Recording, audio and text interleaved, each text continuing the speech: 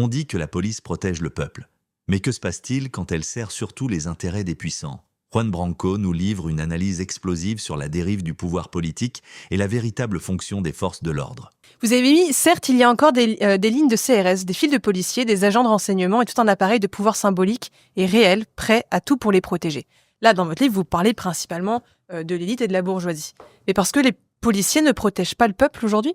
Malheureusement, de plus en plus mal, mais parce qu'on leur en donne pas les moyens. C'est une question de moyens. Notamment, et d'objectifs politiques. J'ai eu des tensions très fortes avec la gauche pendant les Gilets jaunes, parce que la gauche n'arrêtait pas de dénoncer des violences policières. Je trouvais ça insupportable, parce que c'est pas du tout ce à quoi on était confrontés. On était confrontés à des violences politiques. La violence policière, c'est soit une institution qui fait usage de son droit à la violence à des fins qui ne sont pas légitimes, soit au sein de cette institution des individus qui dérivent et qui commettent des faits inacceptables. Typiquement, l'affaire Michel Zecler.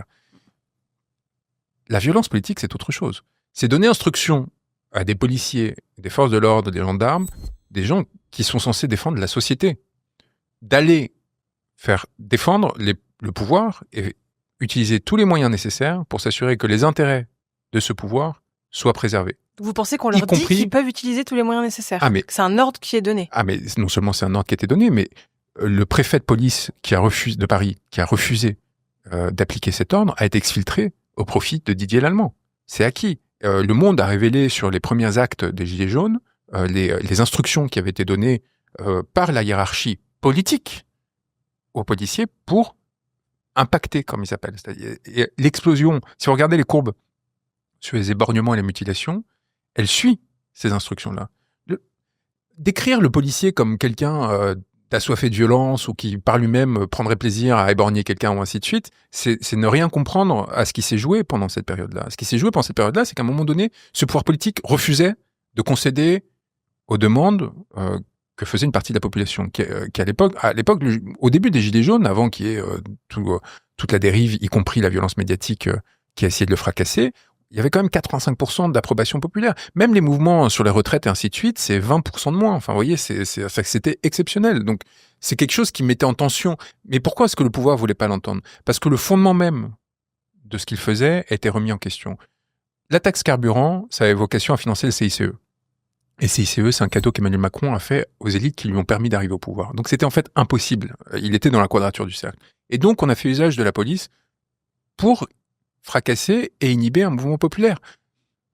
Les policiers, je pense... Vous savez, c'est ce que Pasolini disait sur mai 68.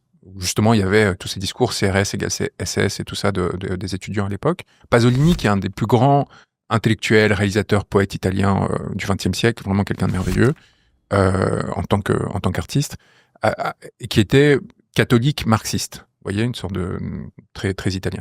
Avait dit, moi, quand je vois mai 68, je vois des fils de bourgeois qui s'attaquent à des fils de prolos ou à des prolos. C'est-à-dire que les policiers, et pour lui, incarnaient à ce moment-là la force prolétaire et ceux qui revendiquaient la liberté sexuelle ou je ne sais quoi à l'époque étaient du côté de l'ordre, paradoxalement, vous voyez. Et donc, il faut pas...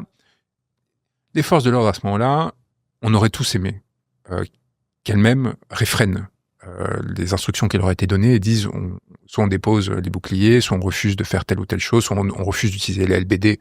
Vous imaginez utiliser des LBD dans la foule, dans une foule en mouvement, enfin c'est nécessairement provoquer des catastrophes. Qu'est-ce qu'un policier devrait faire ? Et je pose vraiment la question sans arrière-pensée. Qu'est-ce qu'un policier devrait faire s'il se fait attaquer par un manifestant ? Alors juste avant de répondre à ça, qu'est-ce que les syndicats à ce moment-là, notamment de policiers, auraient dû faire ?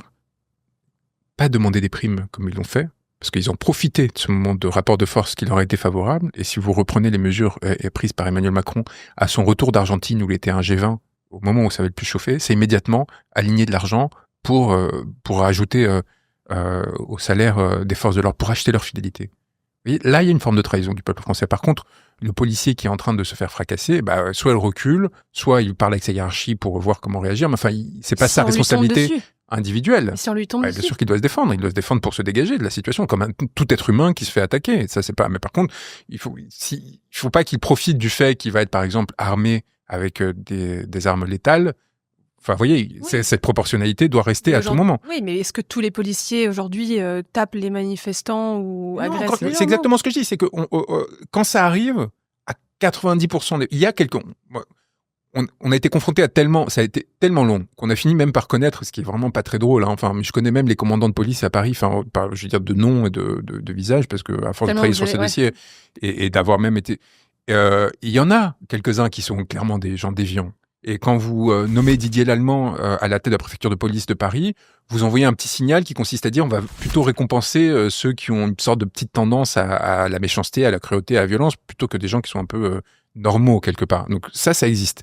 Mais le véritable problème, encore une fois, ça a été un pouvoir politique débridé qui a décidé de faire usage de ces forces de police, pas comme il aurait dû le faire, et pour empêcher que ça se résolve autrement. Voilà. Et toi, qu'en penses-tu ? La police peut-elle encore protéger le peuple ? Ou le système est-il devenu trop fort ? Dis-le en commentaire. Abonne-toi pour d'autres extraits percutants de Juan Branco.